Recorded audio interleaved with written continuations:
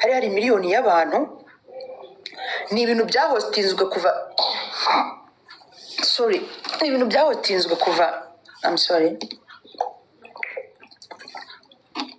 ni ibintu byahotinzwe kuva saa 2 za nimugoroba bigeza saa 1 za mu gitondo. Mwari muri he?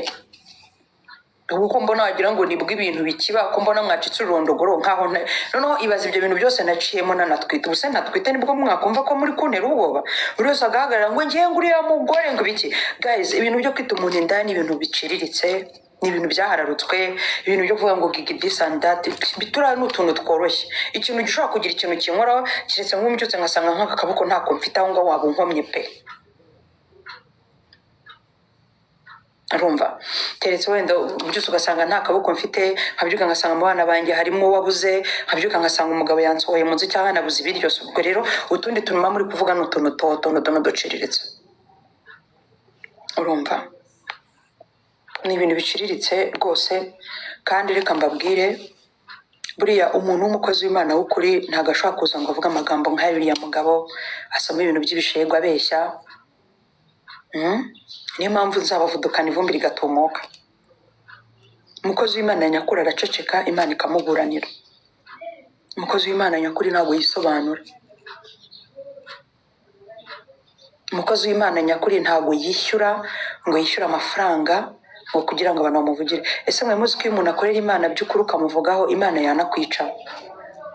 Ndagira ngo mbamenyeshe ngo Imana yakwica ntabwo Imana wayikira. Hari benshi cyane twagiye twumva bagiye bagira ibibazo kubera kuvuga ku bakozi b'Imana. Umuntu ari umukozi w'Imana araceceka agasenga Imana akavuga ngo Mana iki gikombe kindenze, kandi koko Imana ikakimurenza mu buryo bumwe cyangwa ubundi. Ugasanga Imana iraje ifashe nk'inkoti yimbanguriyeho, nkabyuka mu gitondo njya gusaba imbabazi mvuga nti uyu ni umukozi w'Imana.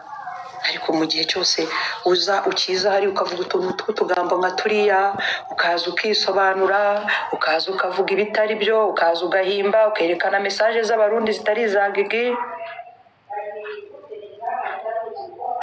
ukaza ukerekana mesaje itari za gigi, ukerekana uterekanye mesaje. Numvaga Gatema ari kukubwira ati bitwereke, bimpe njyewe ndaza mbivuga. Kuki atigeze abikwereka Gate? Atigeze abiguha ngo aguhereka akubwira ati dore ngiyi nimero ya gigi ko nimero zanjye zifite, byibura aza kwereka ati dore gigi ngibi bintu koko yabivuze.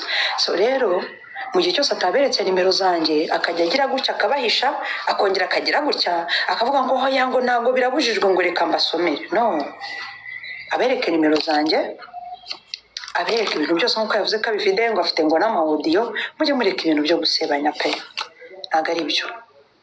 Twebwe dukeneye kuva mu gihirahiro. None se mu gihirahiro murakivamo kangahe? Urashaka ko nkwereka iki? Ibintu byarabaye, nta mukeneye kubyumva mugende ku mihanda mugezayo kubi. Birahari pe.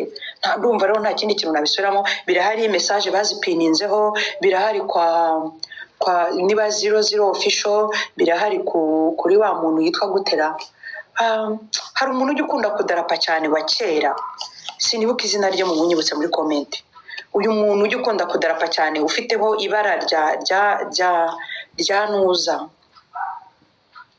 rya papo, not Rwema, not Injajwa. Mwege abo ngabo se ko muri kuvuga paparazzi. Thank you.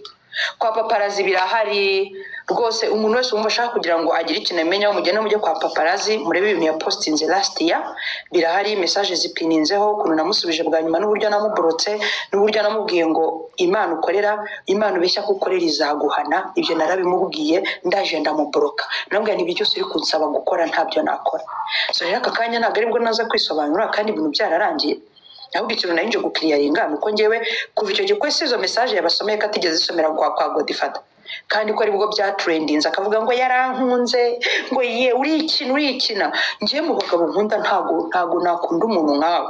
Uzanaperereza n'abantu bose banzi njyewe ngira type z'abagabo nkunda.